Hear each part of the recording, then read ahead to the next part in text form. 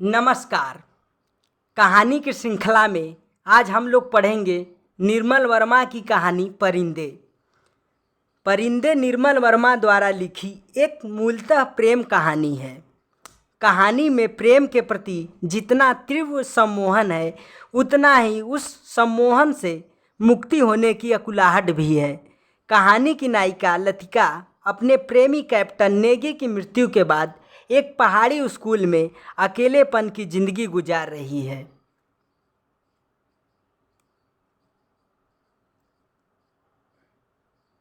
अंधेरे गलियारे में चलते हुए लतिका ठिठक गई।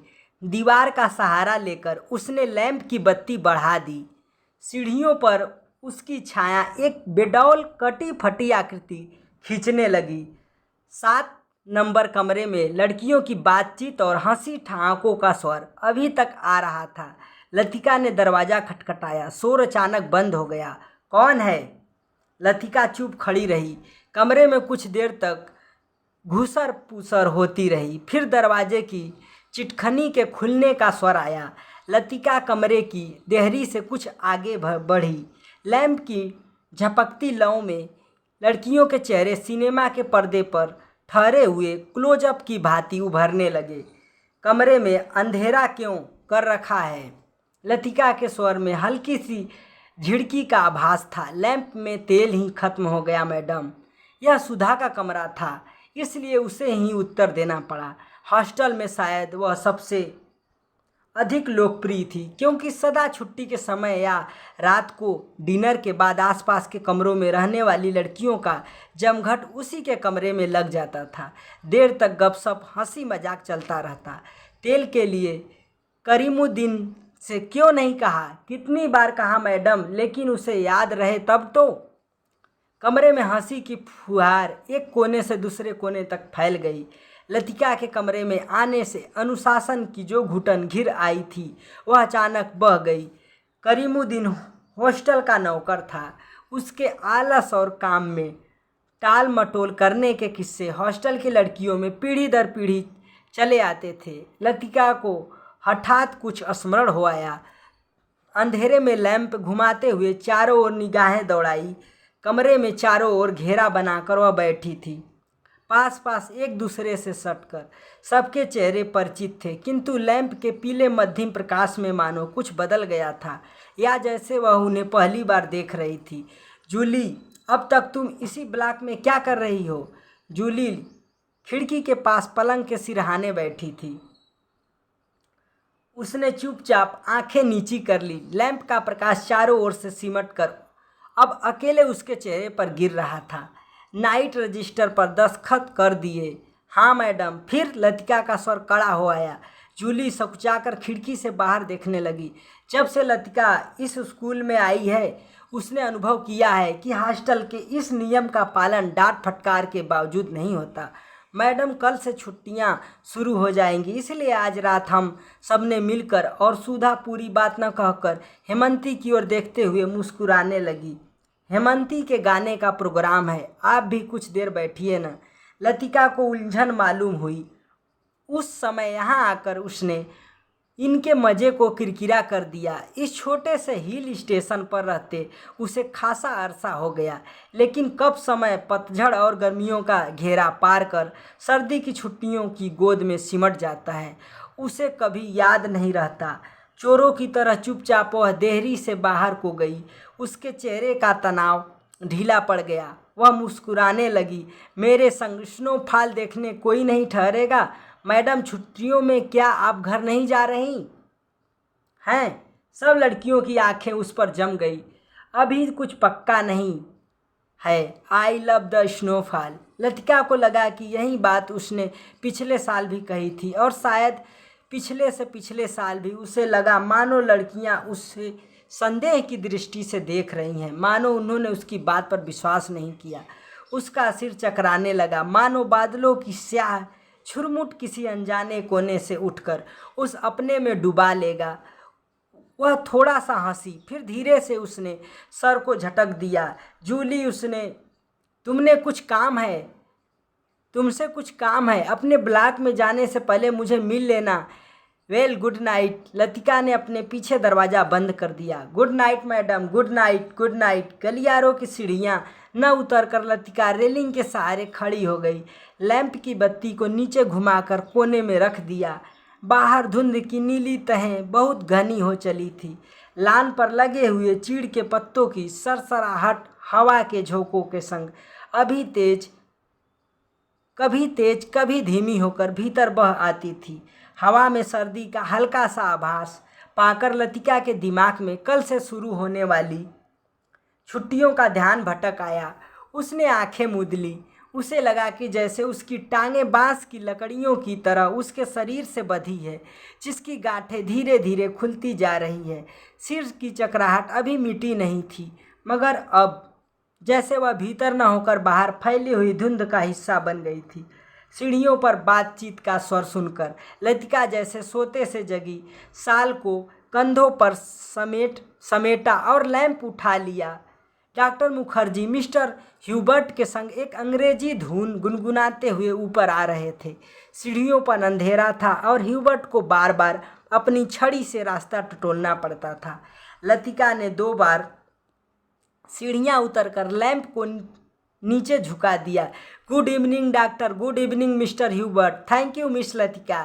ह्यूबर्ट के स्वर में कृतज्ञता का भाव था। सीढ़ियाँ चढ़ने से उसकी सांस तेज हो रही थी और वह दीवार से लगे हुए हाँफ रहे थे।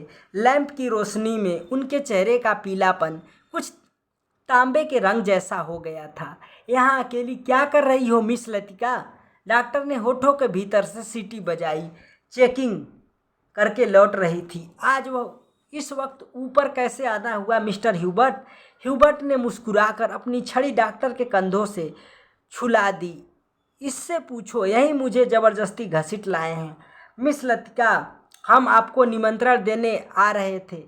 आज रात मेरे कमरे में एक छोटा सा कंसर्ट होगा, जिसमें मिस्टर ह्यूबर्ट सोपा और चाइकोस्की के कंपोजिशन बजाएंगे और फिर क्रीम कॉफ़ी पी जाएगी। और उसके बाद अगर समय रहा तो पिछले साल हमने जो गुनाह किए हैं उन्हें हम सब मिलकर कॉन्फ्रेंस करेंगे। डॉक्टर मुखर्जी के चेहरे पर बाहरी मुस्कान खेल गई। डॉक्टर, मुझे माफ़ करें, मेरी तबीयत कुछ ठीक नहीं है।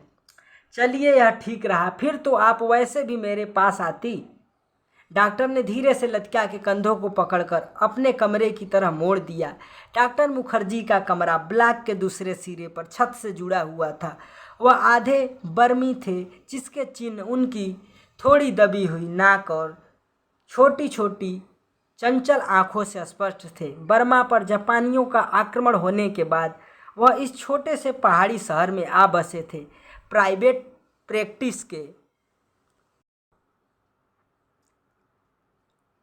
अलावा वह कॉन्वेंट स्कूल में हाइजीन फिजियोलॉजी भी पढ़ाया करते थे और इसलिए उनको स्कूल के हॉस्टल में ही एक कमरा रहने के लिए दे दिया गया था। कुछ लोगों का कहना था कि बर्मा से आते हुए रास्ते में उनकी पत्नी की मृत्यु हो गई, लेकिन इस संबंध में निश्चित रूप से कुछ नहीं कहा जा सकता, क्योंकि डॉक्टर स्वयं कभी अपनी पत्नी की चर्चा नहीं करते। बातों के दौरान डॉक्टर अक्सर कहा करते हैं, मरने से पहले मैं एक दफ़ा बर्मा ज़रूर जाऊंगा, और तब एक क्षण के लिए उनकी आंखों में एक नमी सी छा जाती। लतिका चाहने पर भी उनसे कुछ पूछ नहीं पाती। उसे लगता कि डॉक्टर नहीं चाहते कि कोई अतीत के संबंध में उनसे कुछ भी पूछे या सहानुभूति दिखलाए। दूसरे ही क्षण अपनी गंभीरता को दूर ठेलते हुए वह हंस पड़ते, एक सुखी बुझी हुई हंसी। होम सिकनेस ही एक ऐसी बीमारी है जिसका इलाज किसी डॉक्टर के पास नहीं है। छत पर मेज कुर्सियां टाल दी गई और भीतर कमरे में पर कोलेटर में काफ़ी का पानी चढ़ा दिया गया। सुना है अगले 2-3 वर्षों में यहाँ पर बिजली का इंतजाम हो जाएगा। डॉक्टर ने स्प्रिट लैंप जलाते हुए कहा, यह बात तो पिछले 10 सालों से सुनने में आ रही है। अंग्रेज़ों ने भी कोई लंबी चौड़ी स्कीम बनाई थी, पता नहीं उसका क्या हुआ। ह्यूबर्ट ने कहा, अब आराम कुर्सी पर लेटा हुआ बाहर लान की ओर देख रहा था। लतिका कमरे में 2 मोमबत्तियाँ ले आई। मेज के दोनों सिरों पर टिकाकर उन्हें जला दिया गया। छत का अंधेरा मोमबत्ती की फीकी रोशनी के इर्द गिर्द सिमटने लगा। एक घनी नीरवता चारों ओर घिरने लगी। हवा में चीड़ के वृक्षों की साएं साएं दूर दूर तक फैली पहाड़ियों और घाटियों में सीढ़ियों की गूंज सी छोड़ती जा रही थी। इस बार शायद बर्फ जल्दी गिरेगी। अभी से हवा में एक सर्द खुश्की सी महसूस होने लगी है। डॉक्टर का सिगार अंधेरे में लाल बिंदी सा चमक रहा था। पता नहीं मिस वुड को स्पेशल सर्विस का गोरख धंधा क्यों पसंद आता है। छुट्टियों में घर जाने से पहले क्या यह जरूरी है कि लड़कियां फादर एलमंड का सरमन सुने? ह्यूबर्ट ने कहा। डॉक्टर को फादर एलमंड एक आंख नहीं सुहाते थे। लतिका कुर्सी पर आगे झुककर प्यालों में काफी उड़ेलने लगी। हर साल स्कूल बंद होने के दिन यही 2 प्रोग्राम होते हैं, चैपल में स्पेशल सर्विस और उसके बाद दिन में पिकनिक। लतिका का पहला साल याद आया जब डॉक्टर के संग पिकनिक के बाद वह क्लब गई थी। डॉक्टर बार में बैठे थे। बार रूम कुमाऊं रेजिमेंट के अफसरों से भरा हुआ था। कुछ देर तक बिलियर्ड का खेल देखने के बाद जब वह वापस बार की ओर आ रहे थे तब उसने दाईं ओर क्लब की लाइब्रेरी में देखा, मगर उसी समय डॉक्टर मुखर्जी पीछे से आ गए थे। मिस लतिका, यह मेजर गिरीश नेगी हैं। बिलियर्ड रूम से आते हुए हंसी ठहाकों के बीच यह नाम दब सा गया था। वह किसी किताब के बीच में उंगली रखकर लाइब्रेरी की खिड़की से बाहर देख रहा था। हेलो डॉक्टर, वह पीछे से मुड़ा। तब उस क्षण न जाने क्यों लतिका का हाथ कांप गया और काफ़ी की कुछ गर्म बूंदें उसकी साड़ी पर छलक आई। अंधेरे में किसी ने नहीं देखा कि लतिका के चेहरे पर एक उनीदा रीतापन घिर आया है। हवा के झोंकों से मोमबत्तियों की लौ फड़कने लगी। छत से भी ऊंची काठगोदाम जाने वाली सड़क पर यूपी रोडवेज की आखिरी बस डाक लेकर जा रही थी।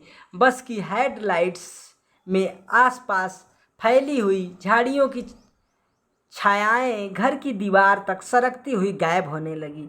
मिस लतिका, आप इस साल भी छुट्टियों में यहीं रहेंगी? डॉक्टर ने पूछा। डॉक्टर का सवाल हवा में टंगा रहा। उसी क्षण पियानो पर सोपा का नोक्टर्न ह्यूबर्ट की उंगलियों के नीचे से फिसलता हुआ धीरे धीरे छत के अंधेरे में घुलने लगा, मानो जल पर कोमल स्वप्निल उर्मियाँ भंवरों का झिलमिलाता जाल बुनती हुई दूर दूर किनारों तक फैलती जा रही हो। लतिका को लगा कि जैसे कहीं बहुत दूर बर्फ की चोटियों से परिंदों के झुंड नीचे अनजान देशों की ओर उड़े जा रहे हैं। इन दिनों अक्सर उसने अपने कमरे की खिड़की से उन्हें देखा है। धागे से बंधे चमकीले लट्टुओं की तरह वे एक लंबी टेढ़ी मेढ़ी कतार में उड़े जाते हैं, पहाड़ों की सुनसान नीरवता से परे उन विचित्र शहरों की ओर जहां शायद वह कभी नहीं जाएगी। लतिका आर्म चेयर पर ऊँघने लगी। डॉक्टर मुखर्जी का सिगार अंधेरे में चुपचाप जल रहा था। डॉक्टर को आश्चर्य हुआ कि लतिका न जाने क्या सोच रही है, और लतिका सोच रही थी क्या वह बूढ़ी होती जा रही है। उसके सामने स्कूल की प्रिंसिपल मिस वुड का चेहरा घूम गया। पोपला मुंह, आंखों के नीचे झूलती हुई मांस की थैलियां, जरा जरा सी बात पर चिढ़ जाना, कर्कश आवाज में चीखना, सब उसे ओल्ड मेड कहकर पुकारते हैं। कुछ वर्षों बाद वह भी हूबहू ऐसी ही बन जाएगी। लतिका के समूचे शरीर में झुरझुरी सी दौड़ गई, मानो अनजाने में उसने किसी गलीज वस्तु को छू लिया हो। उसे याद आया कुछ महीने पहले अचानक उसे ह्यूबर्ट का प्रेम पत्र मिला था, भावुक याचना से भरा हुआ पत्र, जिसमें उसने न जाने क्या कुछ लिखा था जो कहीं उसकी समझ में नहीं आया।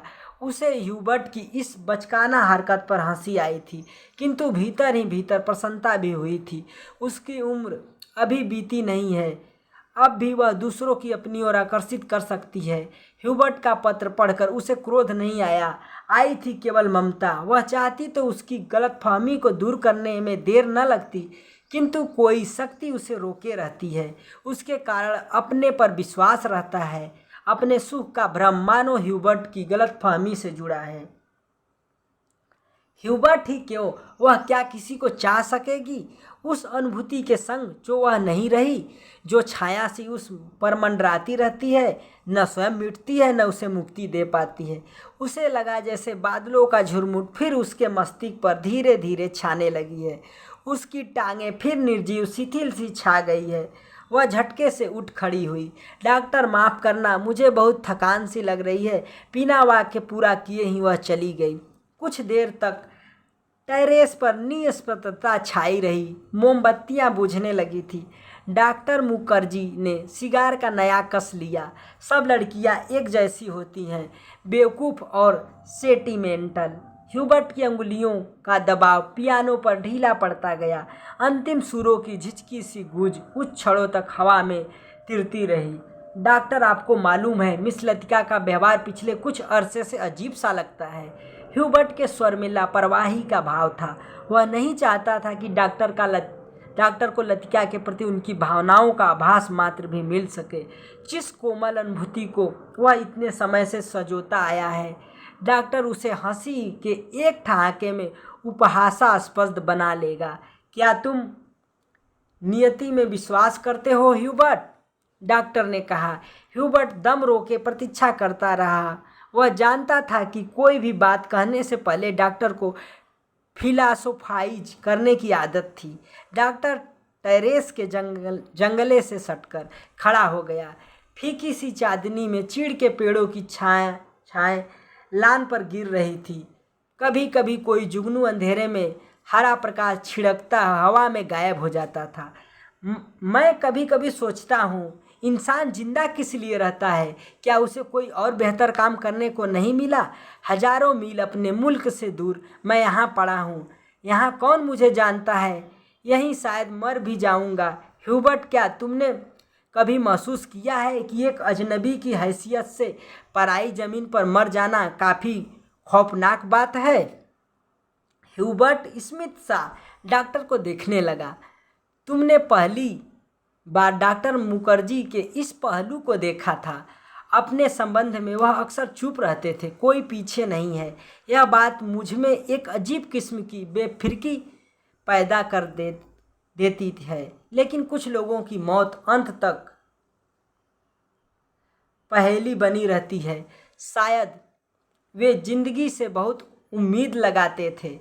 उसे ट्रेजिक भी नहीं कहा जा सकता, क्योंकि आखिरी दम तक उन्हें मरने का एहसास नहीं होता। डॉक्टर, आप किसका जिक्र कर रहे हैं? ह्यूबर्ट ने परेशान होकर पूछा। डॉक्टर कुछ देर तक चुपचाप सिगार पीता रहा। फिर मुड़कर वह मोमबत्तियों की बुझती हुई लौ को देखने लगा। मुझे मालूम है, किसी समय लतिका बीला नागा क्लब जाया करती थी। गिरीश नेगी से उसका परिचय वहीं हुआ था। कश्मीर जाने से एक रात पहले उसने मुझे सब कुछ बता दिया था। मैं अब तक लतिका से उस मुलाकात के बारे में कुछ नहीं कह सका हूँ, किंतु उस रात कौन जानता था कि वह वापस नहीं लौटेगा। और अब क्या फ़र्क पड़ता है? Let the dead die. Doctor की सूखी सर्द हंसी में खोखली सी शून्यता भरी थी। कौन गिरीश नेगी? कुमाऊं रेजिमेंट में कैप्टन था। डॉक्टर, क्या लतिका? ह्यूबर्ट से आगे कुछ नहीं कहा गया। उसे याद आया वह पत्र जो उसने लतिका को भेजा था, कितना अर्थहीन और उपहासास्पद, जैसे उसका एक एक शब्द उसके दिल को कचोट रहा हो। उसने धीरे से पियानो पर सिर टिका लिया। लतिका ने उसे क्यों नहीं बताया? क्या वह इसके योग्य भी नहीं था? लतिका, वह तो बच्ची है, पागल। मरने वाले के संग खुद थोड़े ही मरा जाता है। कुछ देर चुप रहकर डॉक्टर ने अपने प्रश्न को फिर दोहराया। लेकिन ह्यूबर्ट, क्या तुम नियति पर विश्वास करते हो? हवा के हल्के झोंके से मोमबत्तियां एक बार प्रज्वलित होकर बुझ गई। टेरेस पर ह्यूबर्ट और डॉक्टर अंधेरे में एक दूसरे का चेहरा नहीं देख पा रहे थे, फिर भी वे एक दूसरे की ओर देख रहे थे। कॉन्वेंट स्कूल से कुछ दूर मैदानों में बहते पहाड़ी नाले का स्वर आ रहा था। वह अब बहुत देर बाद कुमाऊं रेजिमेंट सेंटर का बिगुल सुनाई दिया तो ह्यूबर्ट हड़बड़ा कर खड़ा हो गया। अच्छा, चलता हूँ doctor, good night. Good night Hubert, मुझे माफ़ करना, मैं सिगार ख़त्म करके उठूँगा। सुबह बदली छाई थी। लतिका के खिड़की खोलते ही धुंध का गुब्बारा सा भीतर घुस आया, जैसे रात भर दीवार के सहारे सर्दी में ठिठुरता हुआ वह भीतर आने की प्रतीक्षा कर रहा हो। स्कूल से ऊपर चैपल जाने वाली सड़क बादलों में छिप गई थी। केवल चैपल का क्रॉस धुंध के पर्दे पर एक दूसरे को काटती हुई पेंसिल की रेखाओं सा दिखाई दे जाता था। लतिका ने खिड़की से आंखें हटाई तो देखा कि करीमुद्दीन चाय की ट्रे लिए खड़ा है। करीमुद्दीन मिलिट्री में अर्दली रह चुका था, इसलिए ट्रे मेज पर रखकर अटेंशन की मुद्रा में खड़ा हो गया। लतिका झटके से उठ बैठी। सुबह से आलस करके कितनी बार जाग कर वह सो चुकी है। अपनी खिसियाहट मिटाने के लिए लतिका ने कहा, बड़ी सर्दी है आज, बिस्तर छोड़ने को जी नहीं चाहता। अजी मेम साहब, अभी क्या सर्दी आई है, बड़े दिनों में देखना कैसे दांत कटकटाते हैं। और करीमुद्दीन अपने हाथों को बगलों में डालते हुए कुछ इस तरह सिकुड़ गया जैसे उस दिनों की कल्पना मात्र से उसे जाड़ा लगना शुरू हो गया हो। गंजे सिर पर दोनों तरह के उसके बाल खिजाब लगाने से कत्थई रंग के भूरे हो गए थे। बात चाहे किसी विषय पर हो रही हो, वह हमेशा खींच तान कर उसे ऐसे क्षेत्र में घसीट लाता था जहाँ वह बेझिझक अपने विचारों को प्रकट कर सके। एक दफ़ा तो यहाँ लगातार इतनी बर्फ़ गिरी थी कि भुवाली से लेकर डाक बंगले तक सारी सड़कें जाम हो गई। इतनी बर्फ़ थी मेम साहब की पेड़ों की टहनियाँ तक सिकुड़कर तनों से लिपट गई थी, बिल्कुल ऐसे। और करीमुद्दीन नीचे झुककर मुर्गा सा बन गया। कब की बात है, लतिका ने पूछा। अब यह तो जोड़ हिसाब करके ही पता चलेगा मेम साहब, लेकिन इतना याद है कि उस वक्त अंग्रेज बहादुर यहीं थे। कंटोनमेंट की इमारत पर कौमी झंडा नहीं लगा था। बड़े जबर थे ये अंग्रेज। 2 घंटों में ही सारी सड़कें साफ करवा दी। उन दिनों एक सीटी बजाते ही 50 घोड़े वाले जमा हो जाते थे। तब तो सारे शेड खाली पड़े थे। वे लोग अपनी खिदमत भी करवाना जानते थे। अब तो सब उजाड़ हो गया है। करीमुद्दीन उदास भाव से बाहर देखने लगा। आज यह पहली बार नहीं है जब लतिका करीमुद्दीन से उन दिनों की बातें सुन रही है जब अंग्रेज बहादुर ने इस स्थान को स्वर्ग बना रखा था। आप छुट्टियों में इस साल भी यहीं रहेंगी मैम साहब? दिखता तो कुछ ऐसा ही है। करीमुद्दीन, तुम्हें फिर तंग होना पड़ेगा, क्या कहती हैं मैम साहब? आपके रहने से हमारा भी मन लग जाता है, वरना छुट्टियों में तो यहाँ कुत्ते लौटते हैं। तुम जरा मिस्त्री से कह देना कि इस कमरे की छत की मरम्मत कर जाए। पिछले साल बर्फ़ का पानी दरारों से टपकता रहता था। लतिका को याद आया कि पिछली सर्दियों में जब कभी बर्फ़ गिरती थी तो उसे पानी से बचने के लिए रात भर कमरे के कोने में सिमट कर सोना पड़ता था। करीमुद्दीन चाय की ट्रे उठाता हुआ बोला, ह्यूबर्ट साहब तो शायद कल ही चले जाएं। कल रात उनकी तबीयत भी फिर खराब हो गई। आधी रात के वक्त मुझे जगाने आए थे, कहते थे छाती में तकलीफ़ है, उन्हें यह मौसम रास नहीं आता। कह रहे थे लड़कियों की बस में वह भी कल ही चले जाएंगे। करीमुद्दीन दरवाज़ा बंद करके चला गया। लतिका की इच्छा हुई कि वह ह्यूबर्ट के कमरे में जाकर उनकी तबीयत की पूछताछ कर आए, किंतु फिर न जाने क्यों स्लीपर पैरों में टंगे रहे। वह खिड़की के बाहर बादलों को उड़ता हुआ देखती रही। ह्यूबर्ट का चेहरा जब उसे देखकर सहमा सा दयनीय हो जाता है, तब लगता है कि वह अपनी मूक निरीह याचना में उसे कोस रहा है। न वह उसकी गलतफहमी को दूर करने का प्रयत्न कर पाती है, न उसे अपनी व्यवस्था की सफाई देने का साहस होता है। उसे लगता है कि इस जाले से बाहर निकलने के लिए वह धागे के जिस सिरे को पकड़ती है वह खुद एक गांठ बनकर रह जाता है। बाहर बूंदाबांदी होने लगी थी। कमरे की टीन की छत खट खट बोलने लगी। लतिका पलंग से उठ खड़ी हुई, बिस्तर को तहा कर बिछा गया। फिर पैरों में स्लीपरों को घसीटते हुए वह बड़े आईने तक आई और उसके सामने स्टूल पर बैठकर बालों को खोलने लगी, किंतु कुछ देर तक कंघी बालों में ही उलझी रही और वह गुमसुम हो शीशे में अपना चेहरा ताकती रही। करीमुद्दीन को यह कहना याद ही नहीं रहा कि धीरे धीरे आग जलाने की लकड़ियां जमा कर ले। इन दिनों सस्ते दामों पर सूखी लकड़ियां मिल जाती हैं। पिछले साल तो कमरा धुएं से भर जाता था, जिसके कारण कपकपाते जाड़े में भी उसे खिड़की खोलकर ही सोना पड़ता था। आईने में लतिका ने अपना चेहरा देखा। वह मुस्कुरा रही थी।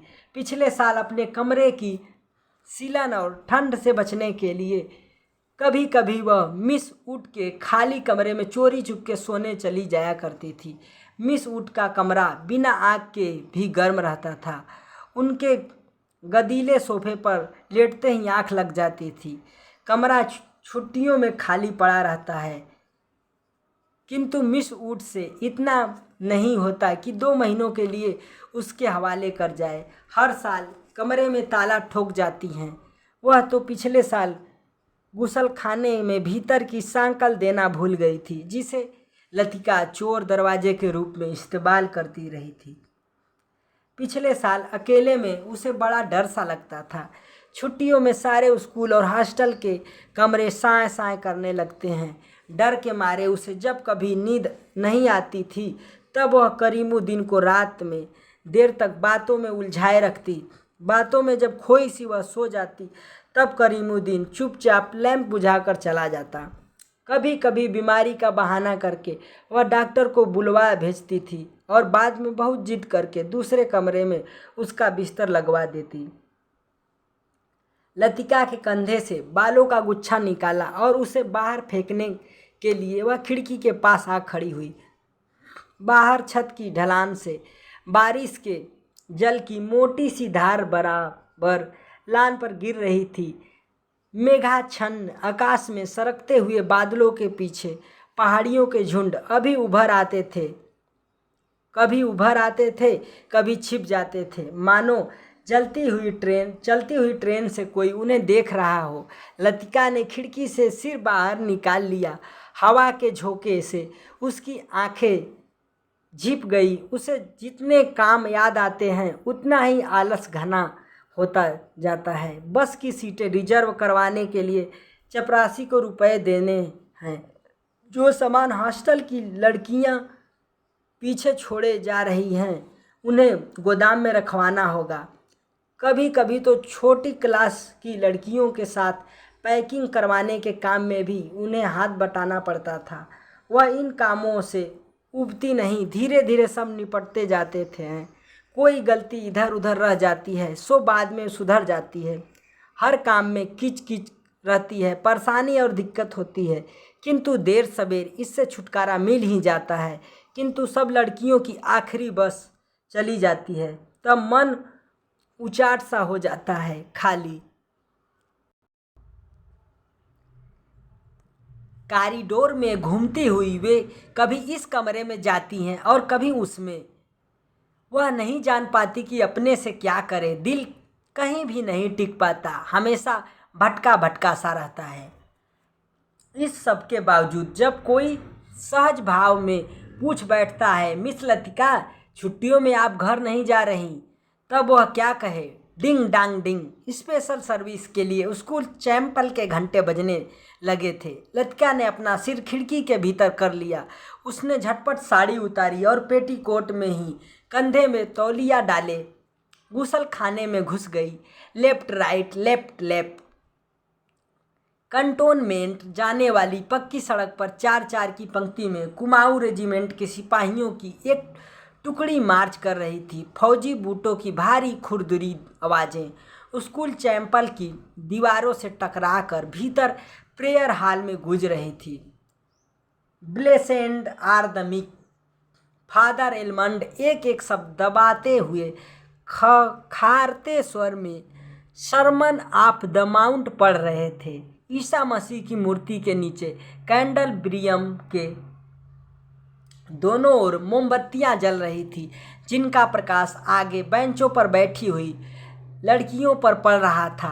पिछली लाइनों की बेंचें अंधेरे में डूबी हुई थी, जहां लड़कियां प्रार्थना की मुद्रा में बैठी हुई सिर झुकाए एक दूसरे से घुसर पुसर कर रही थी। मिस वुड स्कूल सीजन के सफलतापूर्वक समाप्त हो जाने पर विद्यार्थियों और स्टाफ सदस्यों को बधाई का भाषण दे चुकी थी और अब फादर के पीछे बैठी हुई अपने में ही कुछ बुड़बुड़ा रही थी, मानो धीरे धीरे फादर को प्रोम्प्ट कर रही हो। आमीन। फादर एलमंड ने बाइबल मेज पर रख दी और प्रेयर बुक उठा ली। हाल के खामोशी क्षण भर के लिए टूट गई। लड़कियों ने खड़े होते हुए जानबूझकर बेंचों को पीछे ढकेला। बेंचें फर्श पर रगड़ खाकर सीटी बजाती हुई पीछे खिसक गई। हाल के कोने में हंसी फूट पड़ी। मिस वुड का चेहरा तन गया, माथे पर भ्रिकुटियाँ चढ़ गई।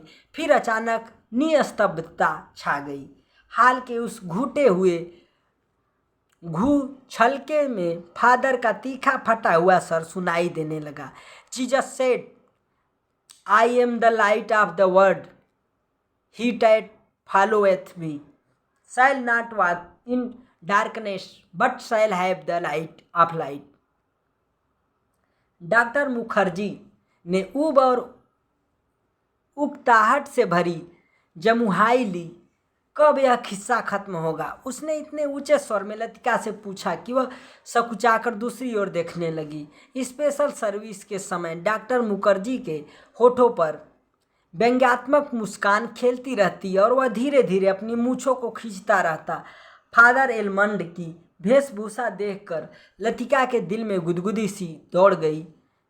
जब वह छोटी थी तो अक्सर यह बात सोचकर स्मित हुआ करती थी कि क्या पादरी लोग सफ़ेद चोंगे के नीचे कुछ नहीं पहनते? अगर धोखे से वह ऊपर उठ जाए तो?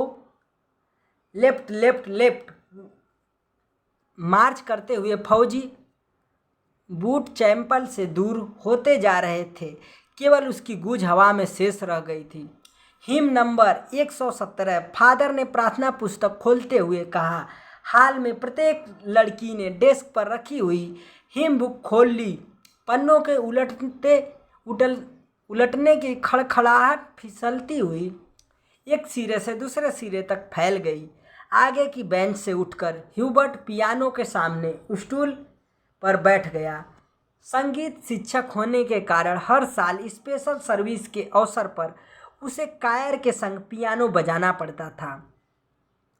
ह्यूबर्ट ने अपने रुमाल से नाक साफ की। अपनी घबराहट छिपाने के लिए ह्यूबर्ट हमेशा ऐसा ही किया करता था।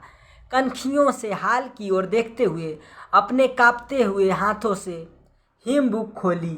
Lead kindly light. पियानो के सुर दबे झिझकते से मिलने लगे। घने बालों की ढकी ह्यूबर्ट की लंबी पीली अंगुलियां खुलने सिमटने लगी। कायर में गाने वाली लड़कियों के स्वर एक दूसरे से गूंथकर कोमल स्निग्ध लहरों में बीध गए। लतिका को लगा उसका जूड़ा ढीला पड़ गया है, मानो गर्दन के नीचे झूल रहा है। मिस वुड की आंख बचा लतिका ने चुपचाप बालों में लगे क्लिपों को कसकर खींच दिया। बड़ा झक्की आदमी है। सुबह मैंने ह्यूबर्ट को यहाँ आने से मना किया था, फिर भी चला आया, डॉक्टर ने कहा। लतिका को करीमुद्दीन की बात याद हो गई। रात भर ह्यूबर्ट को खांसी का दौरा पड़ा था। कल जाने के लिए कह रहे थे। लतिका ने सिर टेढ़ा करके ह्यूबर्ट के चेहरे की एक झलक पाने की विफल चेष्टा की। इतने पीछे से कुछ भी देख पाना असंभव था। पियानो पर झुका हुआ केवल ह्यूबर्ट का सिर दिखाई देता था। Lead kindly light.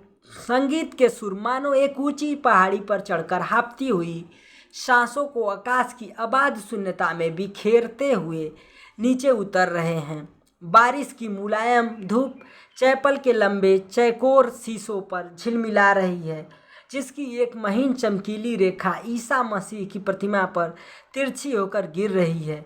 मोमबत्तियों का धुआं धूप में नीली सी लकीर खींचता हुआ हवा में तिरने लगा है। पियानो के क्षणिक पोज में लतिका को पत्तों का परिचित मरमर कहीं दूर अनजानी दिशा में आता हुआ सुनाई दे जाता है। एक क्षण के लिए यह भ्रम हुआ कि चैपल का फीका सा अंधेरा उस छोटे से प्रेयर हॉल के चारों कोनों से सिमटता हुआ उसके आसपास घिर आया है, मानो कोई उसकी आंखों पर पट्टी बांधकर उसे यहाँ तक ले आया हो और अचानक उसकी आंखें खोल दी हो।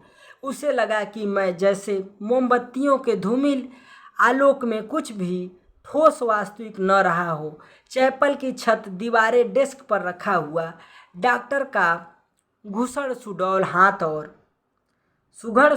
हाथ और पियानो के सुर अतीत की धुंध को भेदते हुए स्वयं उस धुंध का भाग बनते जा रहे हो।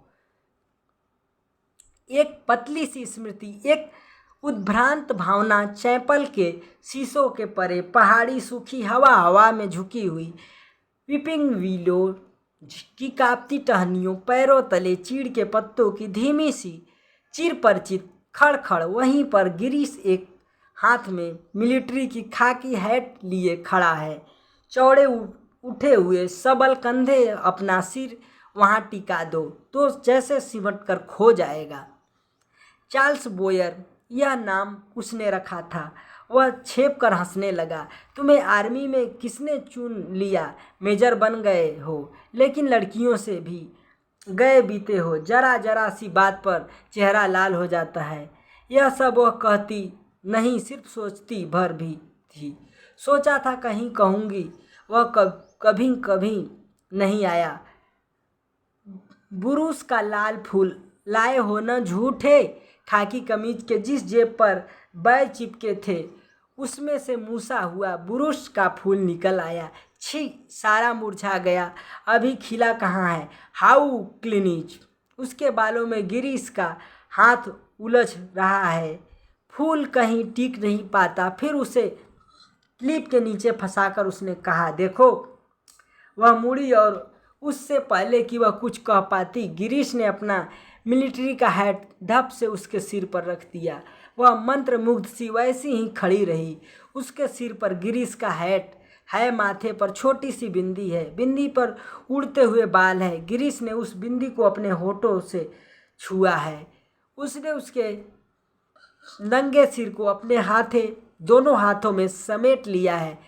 लतिका, गिरीश ने चिढ़ाते हुए कहा, मैन ईटर आप कुमाऊं। इसका यह नाम गिरीश ने उसे चिढ़ाने के लिए रखा था। वह हंसने लगी। लतिका सुनो, गिरीश का वह स्वर कैसा हो गया था ना। मैं कुछ भी नहीं सुन रही लतिका, मैं कुछ महीनों में वापस लौट आऊँगी ना। मैं कुछ भी नहीं सुन रही, किंतु वह सुन रही है। वह नहीं जो गिरीश कह रहा है, किंतु वह जो नहीं कहा जा रहा है, जो उसके बाद कभी नहीं कहा गया। Lead kindly light. लड़कियों का स्वर पियानो के सुरों में डूबा हुआ गिर रहा है, उठ रहा है। ह्यूबर्ट ने सिर मोड़कर लतिका को निमिष भर देखा। आंखें मूंदे, ध्यान मग्न, प्रस्तर मूर्ति सा वह स्थिर निश्चल खड़ी थी। क्या यह भाव उसके लिए है? क्या लतिका ने ऐसे क्षणों में उसे अपना साथी बनाया है? ह्यूबर्ट ने एक गहरी सांस ली और उस सांस में ढेर सी थकान उमड़ आई। देखो, मिस वुड कुर्सी पर बैठे बैठे सो रही हैं। डॉक्टर होठों में ही फुसफुसाया। यह डॉक्टर का पुराना मजाक था कि मिस वुड प्रार्थना करने के बहाने आंखें मूंदे हुए नींद की झपकियां लेती हैं। फादर एलमंड ने कुर्सी पर फैले अपने गाउन को समेट लिया और प्रेयर बुक बंद करके मिस वुड के कानों में कुछ कहा। पियानो का स्वर क्रमशः मंद पड़ने लगा। ह्यूबर्ट की अंगुलियां ढीली पड़ने लगी। सर्विस के समाप्त होने से पूर्व मिस वुड ने आर्डर पढ़कर सुनाया। बारिश होने की आशंका से आज के कार्यक्रम में कुछ आवश्यकता परिवर्तन करने पड़े थे। पिकनिक के लिए झूला देवी के मंदिर जाना संभव नहीं हो सकेगा, इसलिए स्कूल से कुछ दूर मिडोज में ही सब लड़कियां नाश्ते के बाद जमा होंगी। सब लड़कियों को दोपहर का लंच हॉस्टल किचन से ही ले जाना होगा। केवल शाम की चाय मिडोज में बनेगी। पहाड़ों की बारिश का क्या भरोसा। कुछ देर पहले धुआंधार बादल गरज रहे थे। सारा शहर पानी में भीगा ठिठुर रहा था। अब धूप में नहाता नीला आकाश धुंध की ओट से बाहर निकलता हुआ फैल रहा था। लतिका ने चैपल से बाहर आते हुए देखा। विपिंग बिलोच की भीगी शाखाओं से धूप में चमकती हुई बारिश की बूंदें टपक रही थी। लड़कियां चैपल से बाहर निकलकर छोटे छोटे गुच्छे बनाकर कॉरिडोर में जमा हो गई हैं। नाश्ते के लिए अभी पौन घंटा पड़ा था और उनमें से अभी कोई भी लड़की हॉस्टल जाने के लिए इच्छुक नहीं थी। छुट्टियां अभी शुरू नहीं हुई थी, किंतु शायद इसलिए वे इन चंद बचे खुचे क्षणों में अनुशासन के भीतर भी मुक्त होने का भरपूर आनंद उठा लेना चाहती थी। मिस वुड को लड़कियों का यह गुल गपाड़ा अखरा, किंतु फादर एलमंड के सामने वह उन्हें डांट फटकार नहीं सकी। अपनी झुंझलाहट दबाकर वह मुस्कुराते हुए बोली, कल सब चली जाएंगी, सारा स्कूल वीरान हो जाएगा।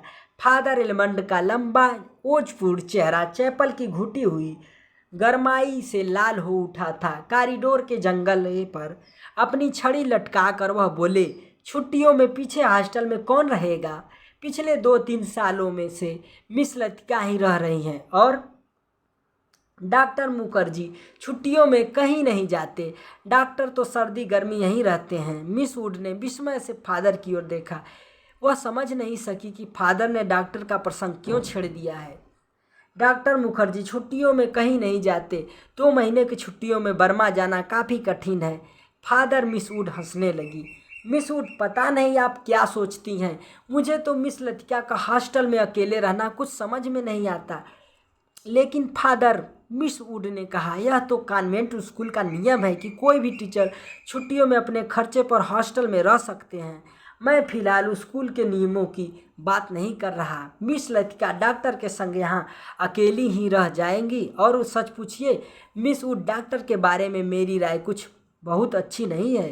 फादर, आप कैसी बात कर रहे हैं? मिस लतिका बच्चा थोड़े ही हैं। मिस वुड को ऐसी आशा नहीं थी कि फादर एलमंड अपने दिल में ऐसी दकियानुसी भावना को स्थान देंगे। फादर एलमंड कुछ हतप्रत से हो गए। बात पलटते हुए बोले, मिस वुड, मेरा मतलब यह नहीं था। आप तो जानती हैं मिस लतिका और उस मिलिट्री अफसर को लेकर एक अच्छा खासा स्कैंडल बन गया था। स्कूल की बदनामी होने में क्या देर लगती है। वह बेचारा तो अब नहीं रहा। मैं उसे जानती थी फादर, ईश्वर उसकी आत्मा को शांति दे। मिस वुड ने धीरे से अपनी दोनों बाहों से क्रॉस किया। फादर एलमंड को मिस वुड की मूर्खता पर इतना अधिक क्षोभ हुआ कि उसने आगे और कुछ नहीं बोला गया। डॉक्टर मुखर्जी से उनकी कभी नहीं पड़ती थी, इसलिए मिस वुड की आंखों में वह डॉक्टर को नीचा दिखाना चाहते थे। किंतु मिस वुड लतिका का रोना ले बैठी। आगे बात बढ़ाना व्यर्थ था। उन्होंने छड़ी को जंगले से उठाया और ऊपर साफ खुले आकाश को देखते हुए बोले, प्रोग्राम आपने यूं ही बदला मिस वुड। अब क्या बारिश होगी? ह्यूबर्ट जब चैपल से बाहर निकला तो उसकी आंखें चकाचौंध सी हो गई। उसे लगा जैसे किसी ने अचानक ढेर सी चमकीली उबलती हुई रोशनी मुट्ठी में भरकर उसकी आंखों में झोंक दी हो। पियानो के संगीत के सुर रुई के छुई मुई रेशों की भांति अब तक उसके मस्तिष्क की झकी मादी नसों पर फड़फड़ा रहे थे। वह काफ़ी थक गया था। पियानो बजाने से उसके फेफड़ों पर हमेशा भारी दबाव पड़ता, दिल की धड़कन तेज हो जाती थी। उसे लगता था कि संगीत के एक नोट को दूसरे नोट में उतारने के प्रयत्न में वह एक अंधेरी खाई पार कर रहा है। आज चैपल में मैंने जो महसूस किया वह कितना रहस्यमय, कितना विचित्र था। ह्यूबर्ट ने सोचा। मुझे लगा पियानो का हर नोट चिरंतन खामोशी की अंधेरी खोह से निकलकर बाहर फैली नीली धुंध को काटता तराशता हुआ एक भूला सा अर्थ खींच जाता है। गिरता हुआ परपोज एक छोटी सी मौत है, मानो घने छायादार वृक्षों की कांपती छायाओं में कोई पगडंडी गुम हो गई हो। एक छोटी सी मौत जो आने वाले सुरों को अपनी बची खुची गुंजों की सांसें समर्पित कर जाती है, जो मर जाती है किंतु मिट नहीं पाती। मिटती नहीं, इसलिए मरकर भी जीवित है, दूसरे सुरों में लय हो जाती है। डॉक्टर, क्या मृत्यु ऐसे ही आती है? अगर मैं डॉक्टर से पूछूं तो वह हंसकर टाल देगा। मुझे लगता है वह पिछले कुछ दिनों से कोई बात छिपा रहा है। उसकी हंसी में जो सहानुभूति का भाव होता है वह मुझे अच्छा नहीं लगता।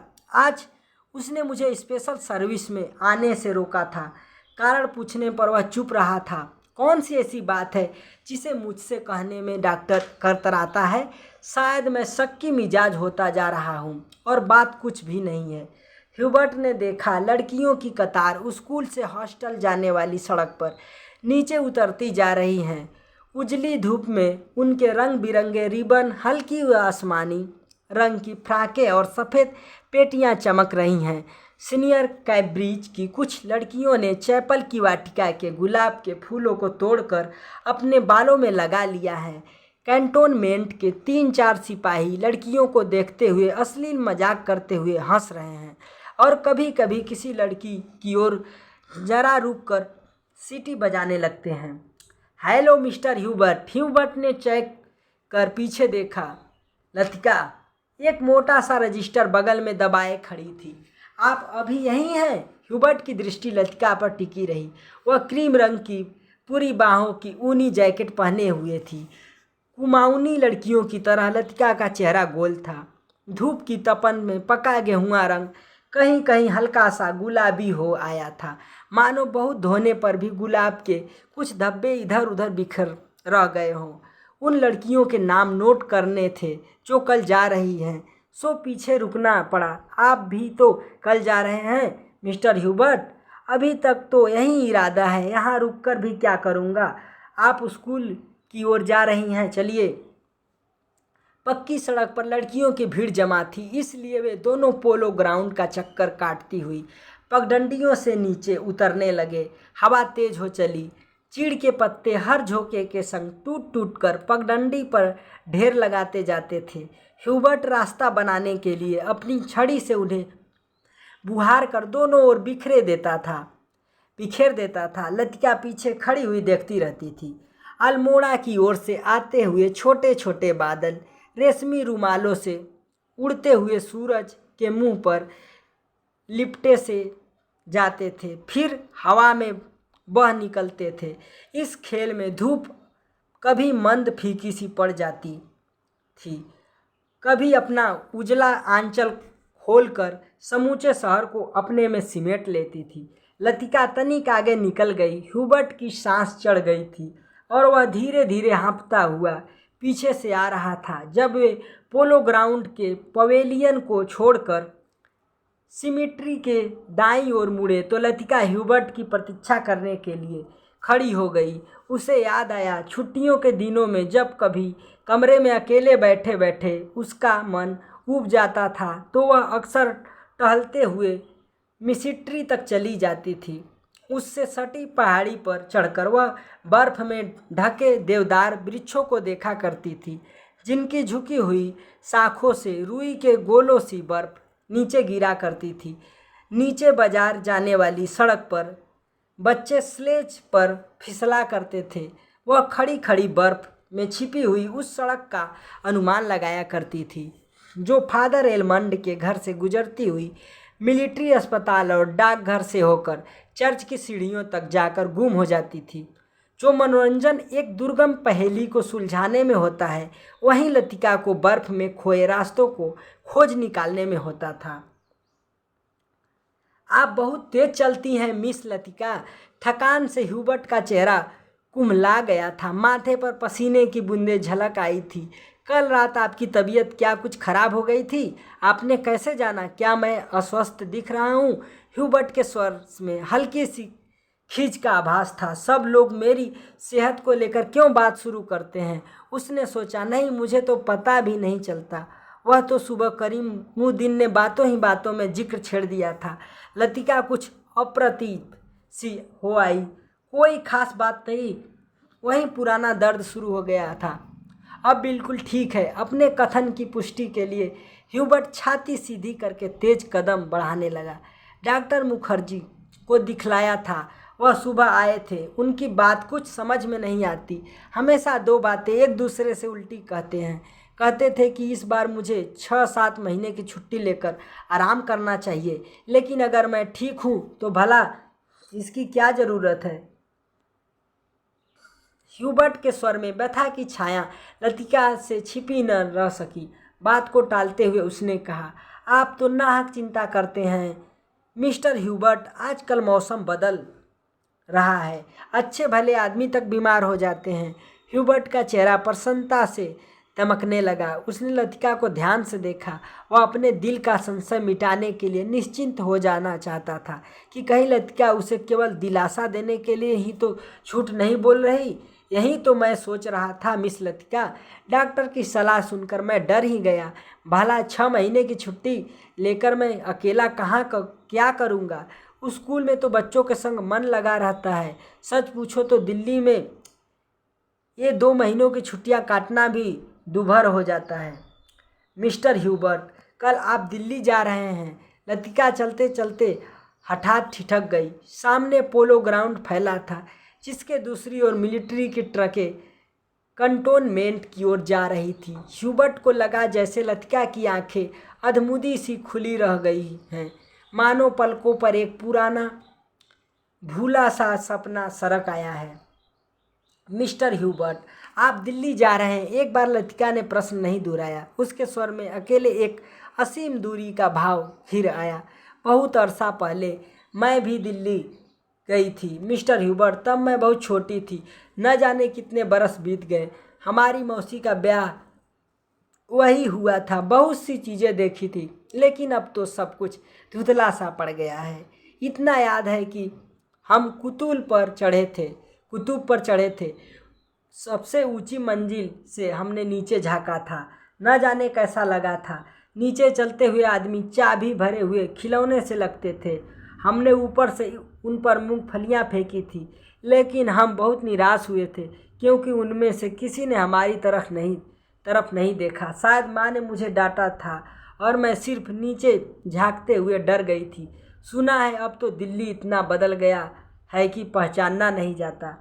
वे दोनों फिर चलने लगे। हवा की वेग ढीला पड़ने लगा। उड़ते हुए बादल अब सुस्ताने में लगे थे। उनकी छायाएं नंदा देवी और पंचचूली की पहाड़ियों पर गिर रही थी। स्कूल के पास पहुँचते चीड़ के पेड़ पीछे छूट गए। कहीं कहीं खुबानी के पेड़ों के आसपास बुरुस के लाल फूल धूप में चमक जाते थे।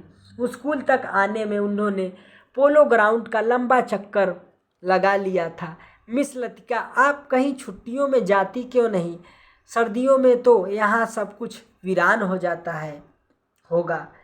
अब मुझे यहाँ अच्छा लगता है, लतिका ने कहा। पहले साल अकेलापन कुछ अखरा था। जब आदी हो चुकी हूँ।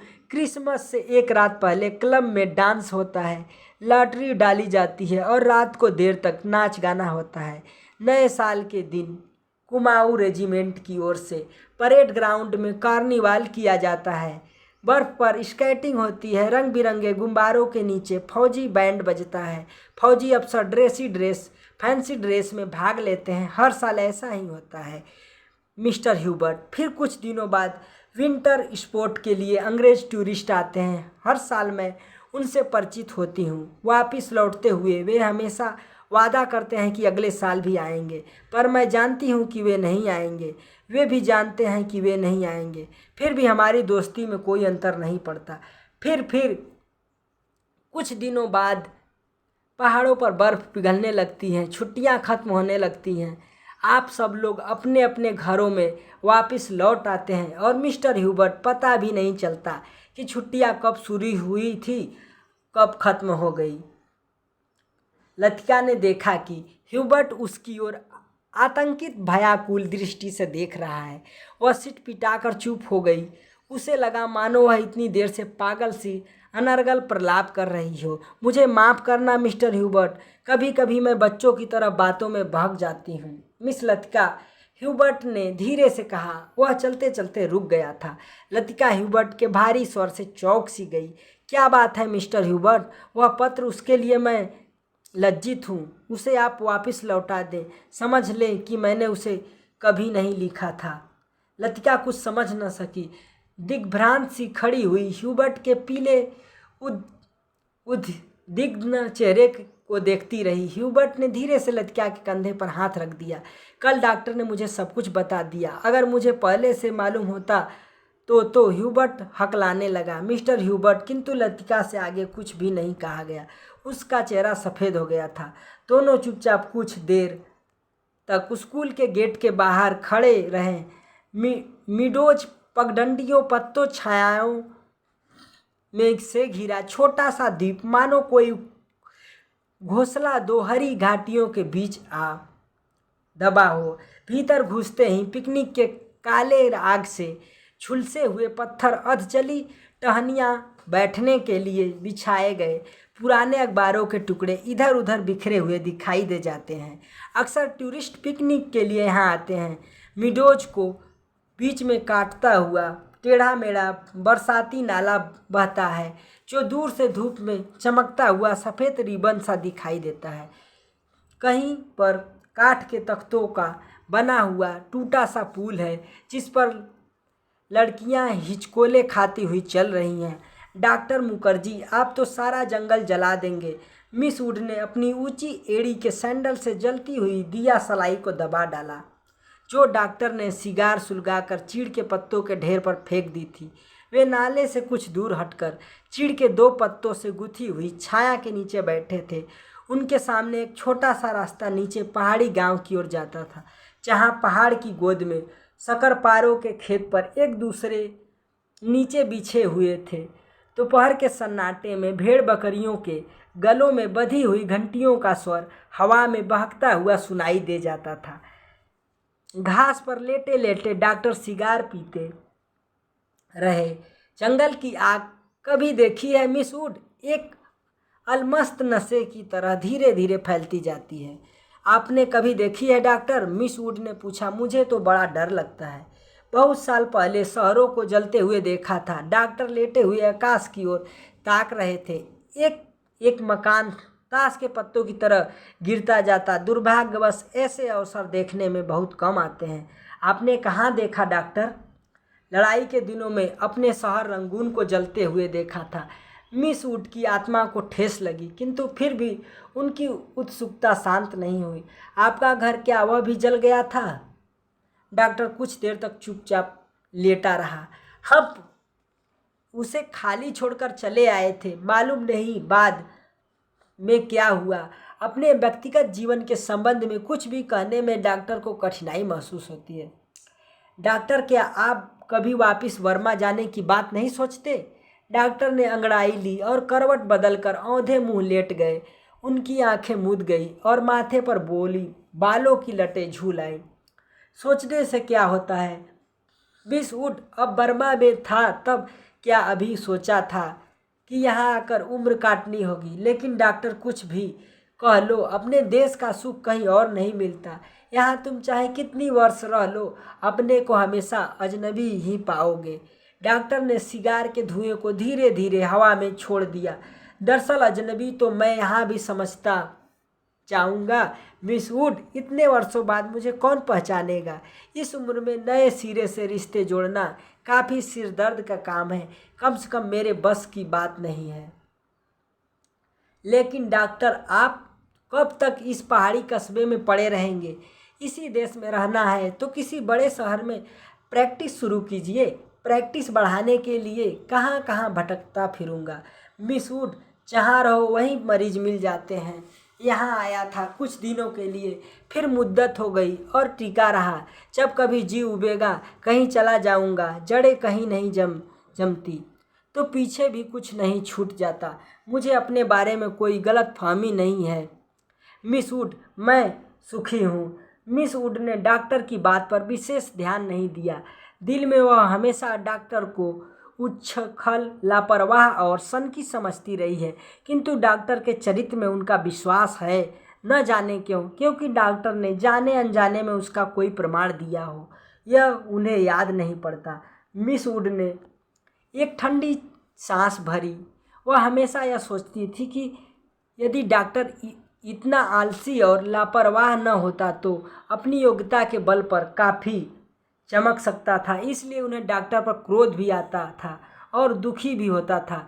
मिस वुड ने अपने बैग से ऊन का गोला और सलाइयाँ निकाली। फिर उसके नीचे से अखबार में इसमें लिपटा हुआ चौड़ा कॉफ़ी का डिब्बा उठाया, जिसमें अंडों की सैंडविचें और हैमबर्गर दबे हुए थे। थर्मस से प्यालों में कॉफ़ी उड़ेलते हुए मिस वुड ने कहा, डॉक्टर, कॉफ़ी ठंडी हो रही है। डॉक्टर ने डॉक्टर लेटे लेटे बुड़बुड़ाया। मिस वुड ने नीचे झुककर देखा। वह कोहनी पर सिर टिकाए सो रहा था। ऊपर का होठ जरा सा फैलकर मुड़ गया था, मानो किसी से मजाक करने से पहले मुस्कुरा रहा हो। उसकी अंगुलियों में दबा हुआ सिगार नीचे झुका हुआ लटक रहा था। मेरी मेरी, what do you want, what do you want. दूसरे स्टैंडर्ड में पढ़ने वाली मेरी ने अपनी चंचल चपल आंखें ऊपर उठाई। लड़कियों का दायरा उसे घेरे हुए कभी पास आता था, कभी दूर खींचता चला जाता था। I want blue. दोनों हाथों को हवा में घुमाते हुए मेरी चिल्लाई। दायरा पानी की तरह टूट गया। सब लड़कियां एक दूसरे पर गिरती पड़ती किसी नीली वस्तु को छूने के लिए भाग दौड़ करने लगी। लंच समाप्त हो चुका था। लड़कियों के छोटे छोटे दल मिडोज में बिखर गए थे। ऊंची क्लास के कुछ लड़कियां चाय का पानी गर्म करने के लिए पेड़ों पर चढ़कर सूखी टहनियां तोड़ रही थीं। दोपहर की उस घड़ी में मिडोज अलसाया ऊगता सा जान पड़ता था। हवा का कोई झूला भटका झोंका, चीड़ के पत्ते लड़खड़ा उठते थे। कभी कोई पक्षी अपनी सुस्ती मिटाने झाड़ियों से उड़कर नाले के किनारे बैठ जाता था। पानी में सिर डुबोता था, फिर ऊबकर हवा में दो चार निरुद्देश्य चक्कर काटकर दोबारा झाड़ियों में दुबक जाता था। किंतु जंगल की खामोशी शायद कभी चुप नहीं रहती। गहरी नींद में डूबी सपनों सी कुछ आवाज़ें नीरवता के हल्के झीने पर्दे पर सलवटे बिछा हो जाती है। मूक लहरों सी हवा में तिरती है, मानो कोई दबे पांव झाँक कर अदृश्य संकेत कर जाता है। देखो मैं यहाँ हूँ। लतिका ने जूली के बाब हेयर को सहलाते हुए कहा। तुम्हें कल रात बुलाया था मैडम, मैं गई थी, आप अपने कमरे में नहीं थी। लतिका को याद आया कि रात वह डॉक्टर के कमरे के टेरेस पर देर तक बैठी रही थी और भीतर ह्यूबर्ट पियानो पर सोपा का नौकटर्न बजा रहा था। जूली, तुमसे कुछ पूछना था। उसे लगा वह जूली की आंखों से अपने को बचा रही है। जूली ने अपना चेहरा ऊपर उठाया। उसकी भूरी आंखों से कौतूहल झांक रहा था। तुम ऑफिसर्स मेस में किसी को जानती हो? जूली ने अनिश्चित भाव से सिर हिलाया। लतिका कुछ देर तक जूली को अपलक घूरती रही। जूली, मुझे विश्वास है तुम झूठ नहीं बोलोगी। कुछ क्षण पहले जूली की आंखों में तो कौतूहल था, वह भय से परिणत होने लगा। लतिका ने अपनी जैकेट की जेब से एक नीला लिफाफा निकालकर जूली की गोद में फेंक दिया। यह किसकी चिट्ठी है? जूली ने लिफाफा उठाने के लिए हाथ बढ़ाया, किंतु फिर एक क्षण के लिए उसका हाथ कांपकर ठिठक गया। लिफाफे पर उसका नाम और हॉस्टल का पता लिखा हुआ था। थैंक यू मैडम, मेरे भाई का पत्र है, वह झांसी में रहते हुए। जूली ने घबराहट से लिफाफे को अपने स्कर्ट की तहों में छिपा लिया। जूली, जरा मुझे लिफाफा दिखलाओ। लतिका का स्वर तीखा कर कस्सा हो गया। जूली ने अनमने भाव से लतिका को पत्र दे दिया। तुम्हारे भाई झांसी में रहते हैं? जूली इस बार कुछ नहीं बोली। उसकी उद्भ्रांत उखड़ी सी आंखें लतिका को देखती रही। यह क्या है? जूली का चेहरा सफ़ेद फक पड़ गया। लिफाफे पर कुमाऊं रेजिमेंटल सेंटर की मुहर उसकी ओर घूर रही थी। कौन है यह? लतिका ने पूछा। उसने पहले भी हॉस्टल में उड़ती हुई अफवाह सुनी थी कि जूली को क्लब में किसी मिलिट्री अफसर के संग देखा गया था, किंतु ऐसी अफवाहें अक्सर उड़ती रहती थी और उसने उन पर विश्वास नहीं किया था। जूली, तुम अभी बहुत छोटी हो। जूली के होठ कांपे। उसकी आंखों में निरीह याचना की भाव घिर आई। अच्छा, अभी जाओ, तुमसे छुट्टियों के बाद बात करूँगी। जूली ने ललचाई दृष्टि से लिफाफे को देखा। कुछ बोलने को उद्यत हुई, फिर बिना कुछ कहे चुपचाप वापस लौट गई। लतिका देर तक जूली को देखती रही, जब तक वह आंखों से ओझल नहीं हो गई। क्या मैं किसी खुसट बुढ़िया से कम हूँ?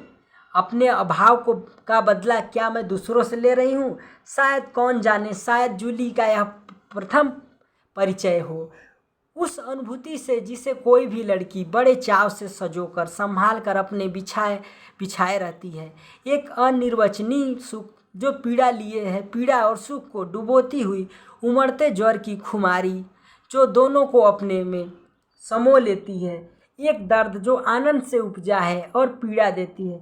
यहीं इसी देवदार के नीचे उसे भी यहीं लगा था जब गिरीश ने पूछा था, तुम चुप क्यों हो? वह आंखें मूंदे सोच रही थी।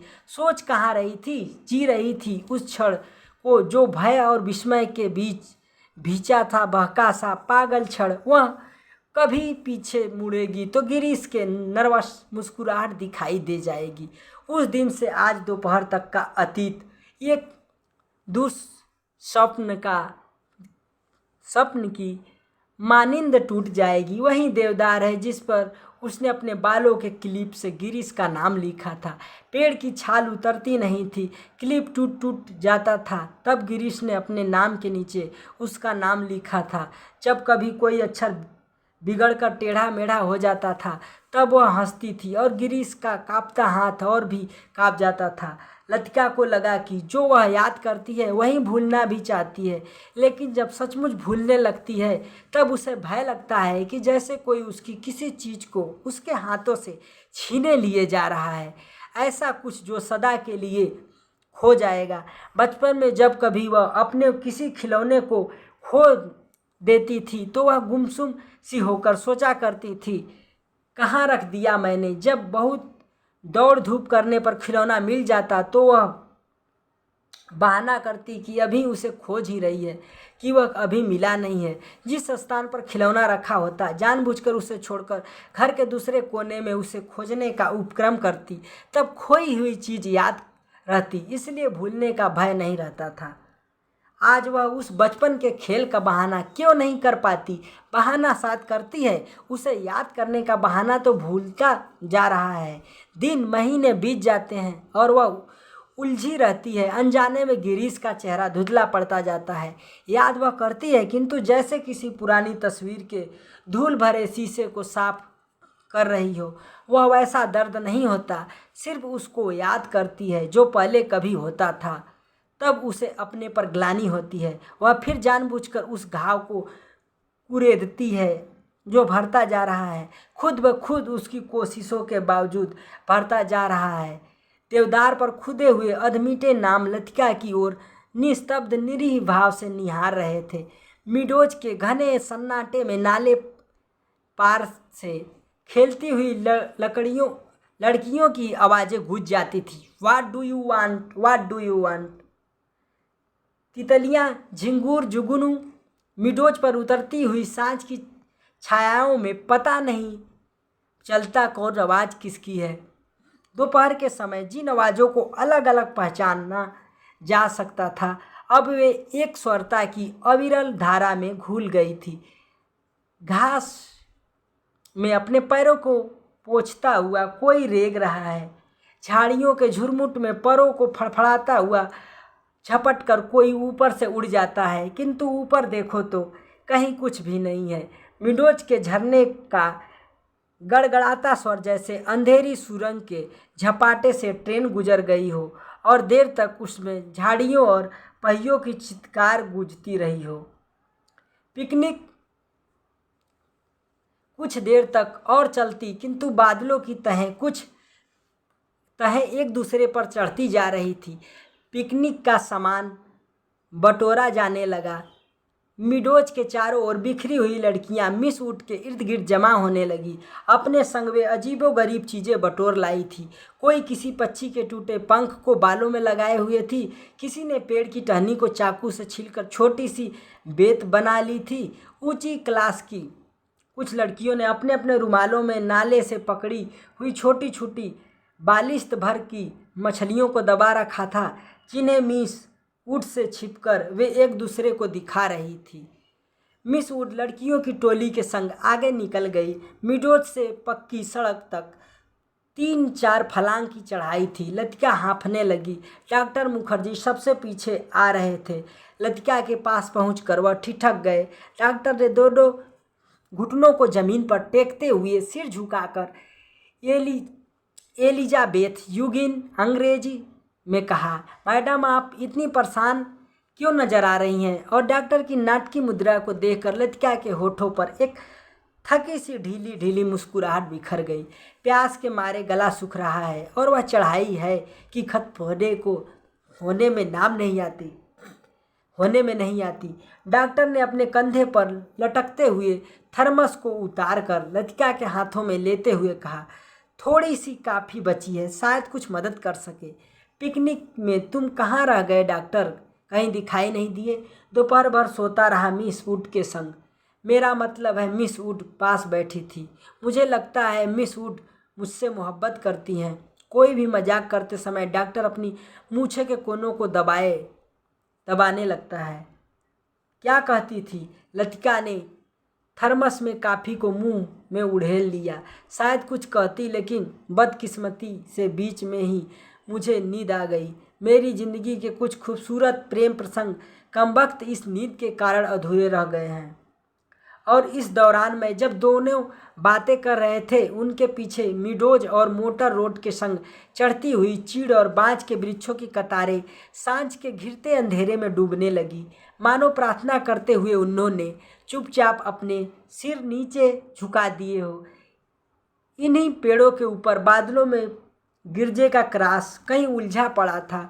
उसके नीचे पहाड़ों की ढलान पर बिछे हुए पेड़ भागती हुई गिलहरियों में से लग रहे थे, जो मानो किसी के टोह में स्तब्ध ठिठक गई हो। डॉक्टर मिस्टर ह्यूबर्ट पिकनिक पर नहीं आए।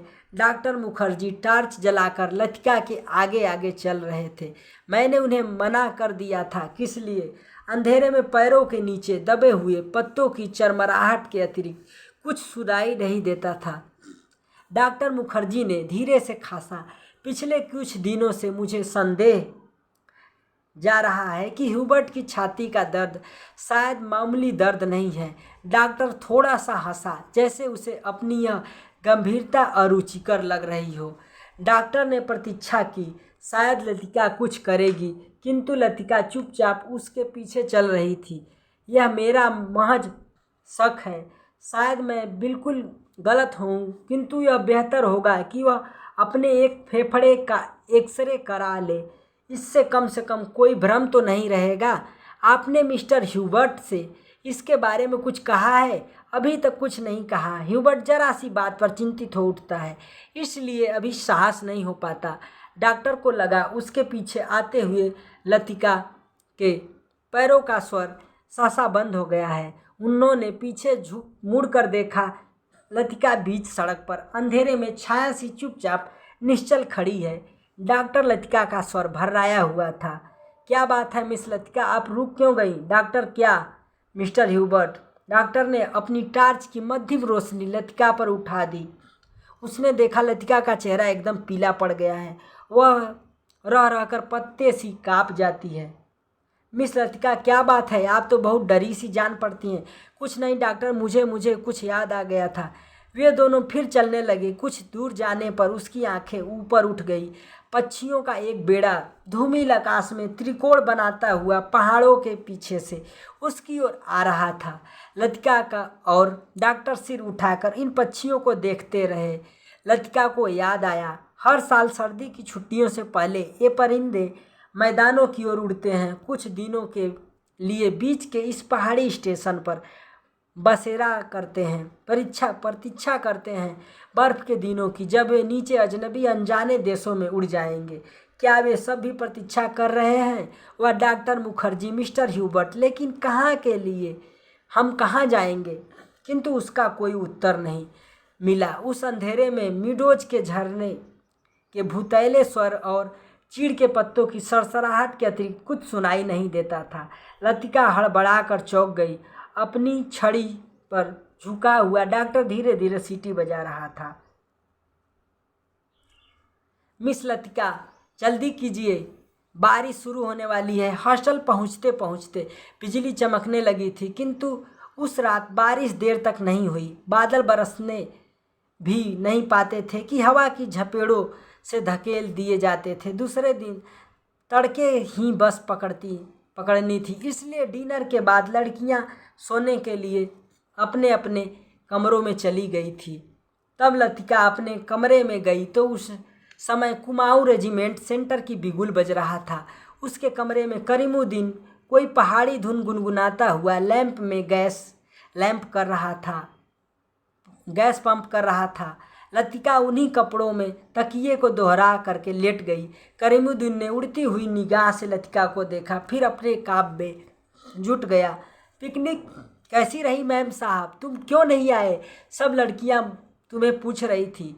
लतिका को लगा दिन भर की थकान धीरे धीरे उसके शरीर की पसलियों पर चिपटती जा रही है। अनायास उसकी आंखें नींद के बोझ से छपकने लगी।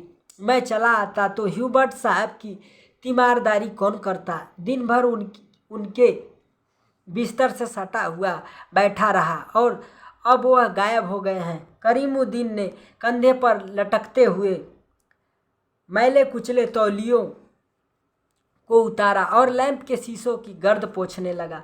लतिका को अधमुदी आंखें खुल गई। क्या ह्यूबर्ट साहब अपने कमरे में नहीं हैं? खुदा जाने इस हालत में कहाँ भटक रहे हैं।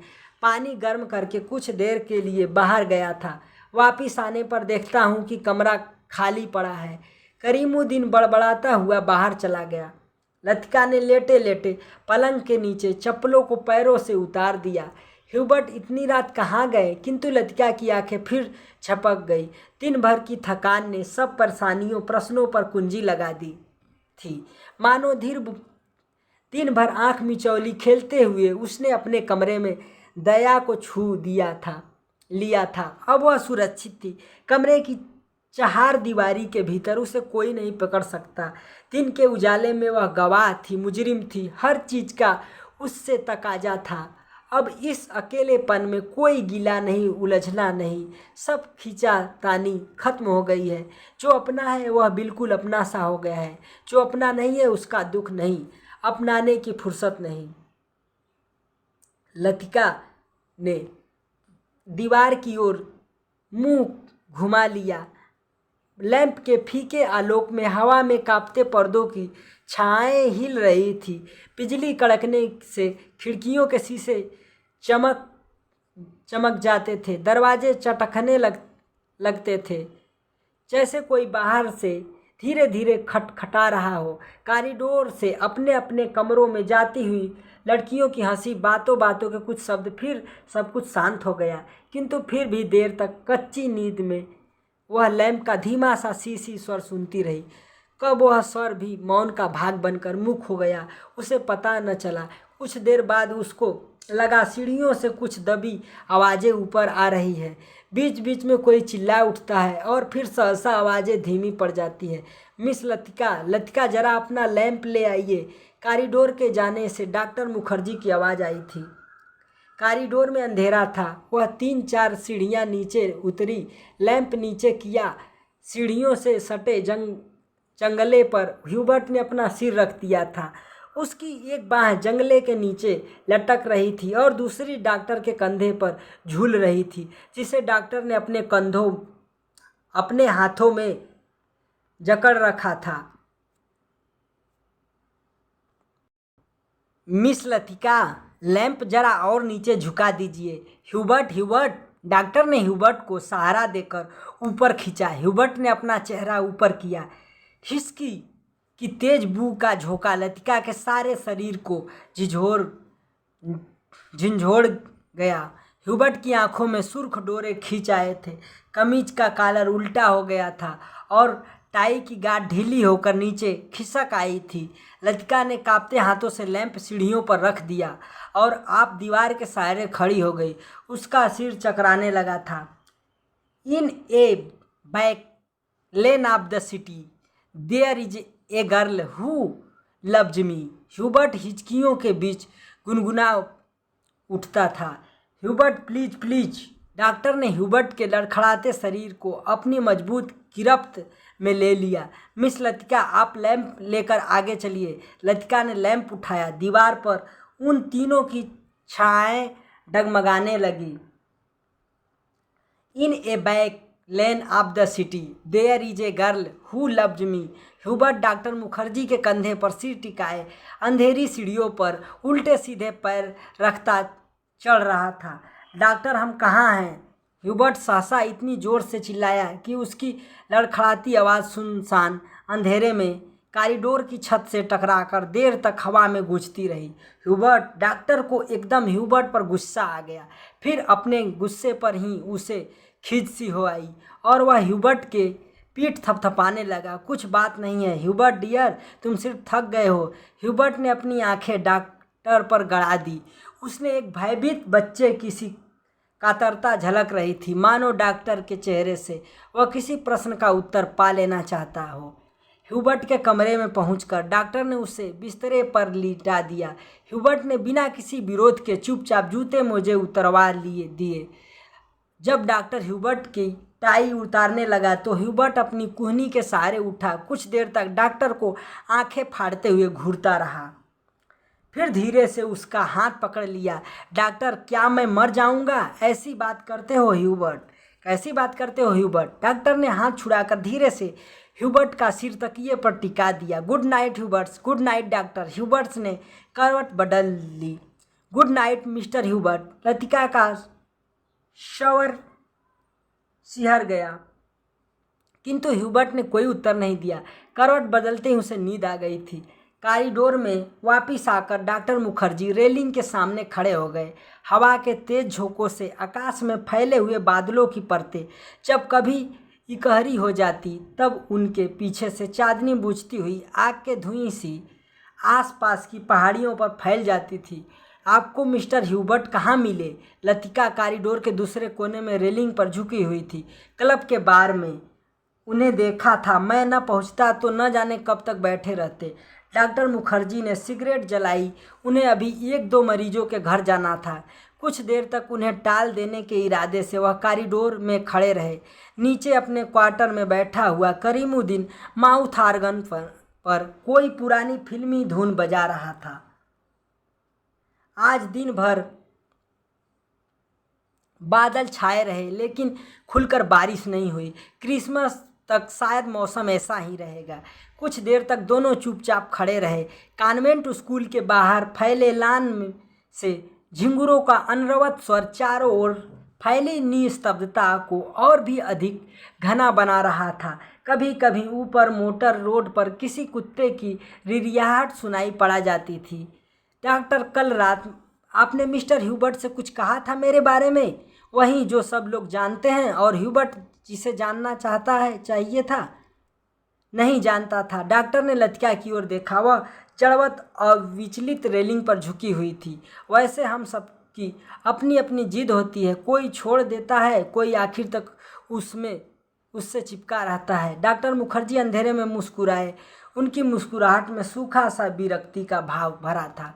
कभी कभी मैं सोचता हूँ मिस लतिका, किसी चीज़ को न चाहना यदि गलत है तो जानबूझकर न भूल पाना, हमेशा जोक की तरह उसमें चिपटे रहना, यह भी गलत है। बर्मा से आते हुए मेरी पत्नी की मृत्यु हुई थी। मुझे अपनी ज़िंदगी बेकार सी लगी थी।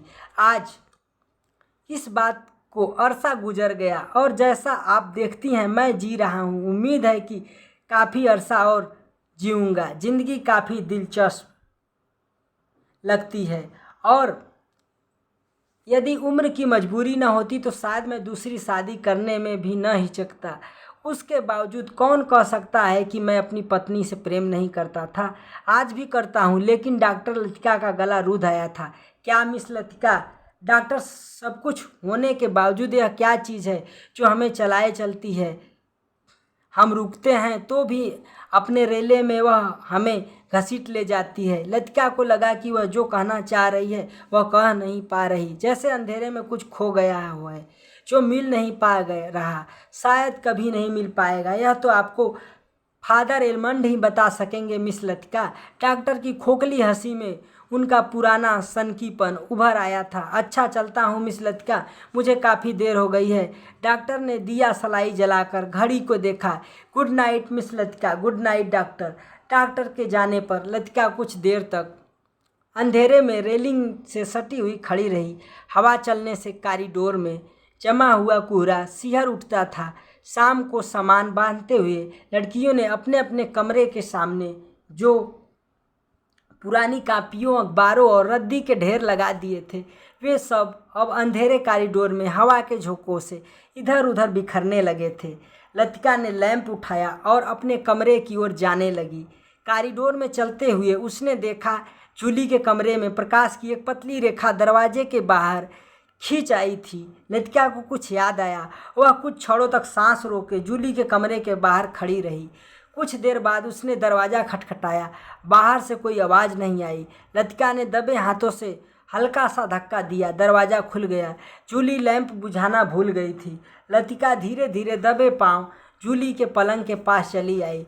जूली का सोता हुआ चेहरा लैंप के फीके आलोक में पीला सा दिख रहा था। लतिका ने अपनी जेब से वही नीला लिफाफा निकाला और उसे धीरे से जूली के तकिए के नीचे दबाकर रख दिया। इसी के साथ एनटीए यूजीसी नेट की सभी कहानियों की श्रृंखला खत्म होती है। धन्यवाद।